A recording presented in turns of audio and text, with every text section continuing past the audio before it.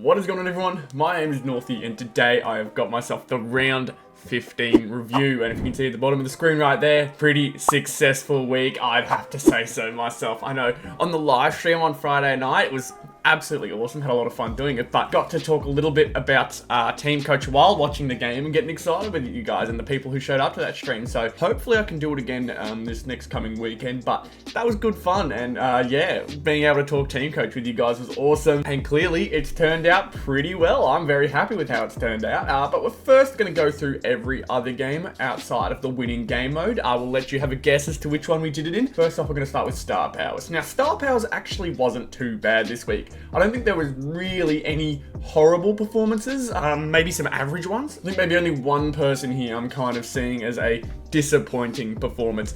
Some below average to what I expected, but nothing too crazy. You'll see here though, Supreme Rory Leg got himself 111 points. Great pick for me there. We go to Mighty Mids, Luke Parker, just the 93, so a tad disappointing in that one, but nonetheless, Lukey Parker ended up winning by 171 points. I don't think he's really mad about how he played. Sharpshooters, Mitch Lewis started off really strong, but unfortunately started to back off as the game kept going, and Tex Walker, I think he's coming on to back-to-back good games. 5 goals in this one, 10 against West Coast. He's now, I think, leading the Coleman all of a sudden. Crazy stuff now. But Tex, I'm actually quite happy for that. I'm quite happy for him, seeing like how everything has gone his way. I still want Nick Larkin to win the Coleman, don't get me wrong, but Tex Walker is a nice little surprise in there. Chad Warner ended up being the best pick. Again, because they're up against West Coast, I just assumed they'd be the best, and they ended up being the best and going the way I expected it to go. So nice that we picked Chad there. And then we go to our epic players, and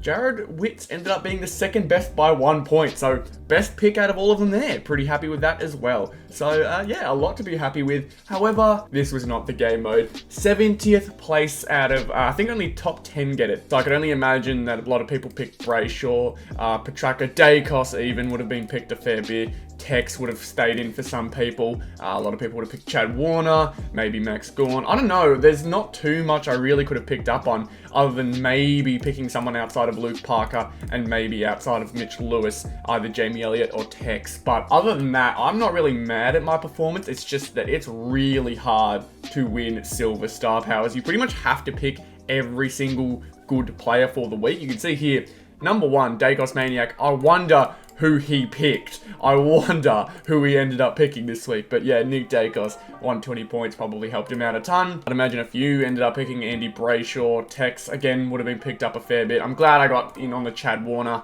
But honestly, I'm not too sure how I would have like caught up to the rest. I needed to find 80 points. I don't know where I would have found 80 points on top of everything there, but nonetheless, that is what we've got. Yeah, pretty interesting week overall. I'm not mad at the performances. Again, I wish some went better and, you know, picked some better players here and there, but other than that, like, I'm not mad at 70th place. It's really hard to do well in these type of game modes. But then we go to Ultra. You can see here, this is where it gets a bit interesting. Supreme, I picked a West Coast player in possibly the worst week to do so, but Tim Kelly got himself 107 points, man. He ended up being one of our best players. Tim Kelly, I keep mentioning it. He's like the only West Coast player. Luke Shuey had himself a good game too, and Oscar Allen kicked some goals here and there, but other than that, West Coast obviously have been pretty poor.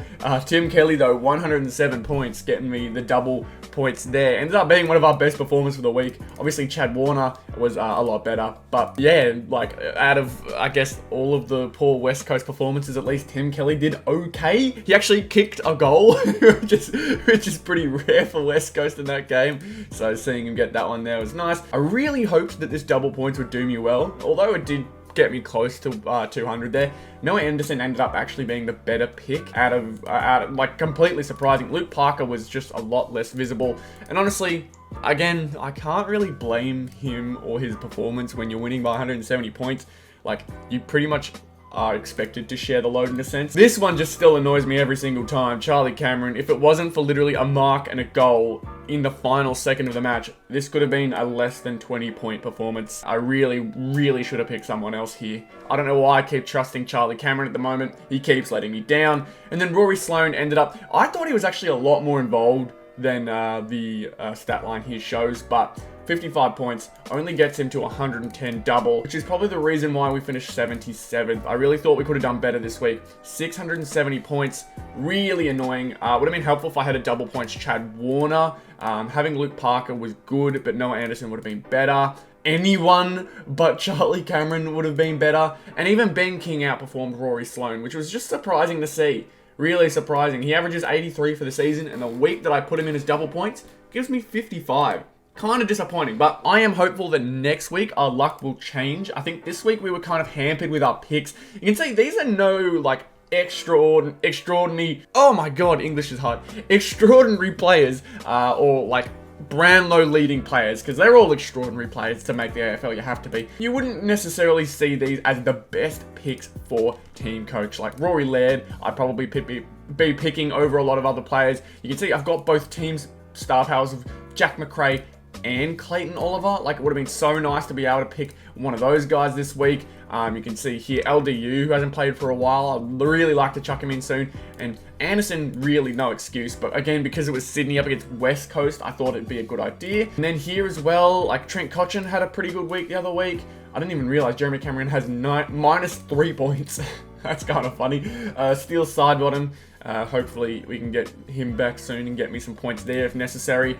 Bruce, not too much from Bruce. I can't expect too much. But there's just areas here and there, like my Mighty Mids and Supreme have kind of been taking a hit purely because I need to find better players. Maybe soon enough I need to just take the risk and buy a Nick Dacos team star powers, but that'll be so expensive to do, man. So expensive. Clayton Oliver ended up not being that expensive for me, thankfully. Oh man, it feels like it's been really rough. I may even have to invest in a Chad Warner or someone in here, although Tom Green's been really good for me basically all season. So he averages 120. I feel like there doesn't need to be change in Supreme or in Young Guns. It needs to be somewhere else, and I'm thinking maybe it comes from the Mighty Mids area. Maybe we make the risk, or take the risk, and chuck in Nick Dacos, because he's averaging a lot this season. He looks like one of the safest options. Although I do have Noah Anderson, he can have weeks where he disappears, while Nick Dacos, even when he's tagged, seems to have ridiculous weeks. He's just one that he continuously gets himself on the ball.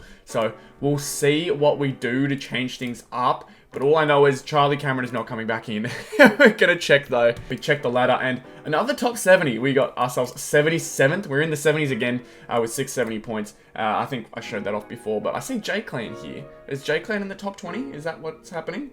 I'm not too sure, but that's very interesting to see. Definitely remember J-Clan. I just don't see him here. He must be top 20. That's all good. That's absolutely fine. He's getting himself some prize cards anyways. Good on you, mate. But we're going to go over to our top team now. Top 4. This looked really exciting at the start of the week. So I remember watching the Saints versus Brisbane game. Jack Sinclair, 130 points. I thought this has to be the performance of the week. This has to smash it. Dawson beats him by 42 points. That is a ridiculous stat line. 9 marks, 12 tackles, 35 disposals is just unreal. That is just a ridiculous stat line. Dawson remains one of the best picks this season. Although Sinclair was an absolutely amazing pick nonetheless. We're dropping 42 points on the board potentially to the rest of the top 10. So that's annoying.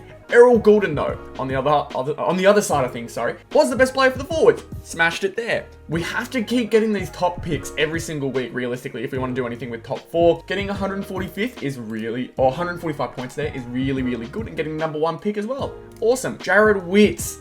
We lost about 20 points. A lot of people, I'm assuming, would have picked Rowan Marshall. I think that's where the winners probably beat us this week. Rowan Marshall would have been the best ruckman to pick this week. 105. Although it's nowhere near his average, he's 13 points under. 105 would have been a really, really nice pick compared to Jared Witts' 83. I was really excited for Witts when he kicked a goal early on. I'm like, okay, this could be really good. But unfortunately couldn't dominate Ned Reeves, who didn't really have that big of a game either. But Jared Witts couldn't really capitalize. I would have liked to see more hit out from him. I really would have. But nope, unfortunately not. That's okay though. We're alright. I dropped 22 points though, compared to what I expect most people to have picked up. Darcy Cameron did play the best, but I don't know how many people would have picked him. Maybe a few, considering he's averaging close to 100. But Rowan Marshall, I think, would have been the safest pick for a lot of people. And he only dropped 1 point to the best player. So I expect a lot of people who are winning to have picked Marshall. And then the midfields. Yeah, Rory Laird, really not a bad performance. 111 is close to his average. But you can see here, Lots of Sydneys, man. This was the week I did mention Sydney against West Coast to look out for him. They ended up having a good week. Warner 128, Rowbottom 129, Brayshaw 129, Petraka, Dunkley would have been a popular pick, and then our pick down here at 111. Honestly, it's not a bad week at all. It really isn't, but with the way it started, with Sinclair and Goulden playing the way they did, I thought this could be the week we finally do it. And then unfortunately, not even from bad performances, just from better performances. Dawson in particular is a ridiculous round. 79th. Like, I was very surprised to see us miss out by that much, but what can you do? You got to keep on moving. 469 is actually a really, really good score, but 551 is ridiculous. I guarantee you it's because of Dawson. It would have been Dawson as the backman pick, Goulden as the midfield. I reckon anyone within this top 5, top 7 even, you picked anyone in here, you would have had a good chance. And then Rowan Marshall would have been the ruckman of choice, I'd imagine. So that is really all that makes the difference. We had the best forward and the second best backman and still only just squeaked into top 100. That shows how difficult top 4 can be. But we go over to top 18, however, this is where it looks a bit better. You can see here our backline. Bradley Hill was supposed to be like a fill-in pick for me. He actually had a really good game. Really happy with how he played. Dawson, Sinclair, and Dacos, though, the top 3 picks of the week we had in our squad, with Maynard and Hill just below 100, and the coach is probably being the most lackluster one, but he had himself a half-decent game with their win over Hawthorn, so back was good. We've already discussed ruck here, but midfields, we picked the wrong Sydney midfield, man. 93 points for Luke Parker, though, is absolutely fine, although it is midfield, and I would have liked to see some better points here. We did have Brayshaw, we did have Dunkley, Laird, Merritt, Parker. That was our 5, and they weren't too bad. They were really good for us, actually. We check out our forward, though, and this is where it gets exciting, man. Goulden, we obviously had. Nick Martin remained an absolutely amazing pick. Keeps getting better. Luke Jackson had himself a ripper game as well. Zach Bailey, although it wasn't as good as last week, he was basically bang average, which is okay for us.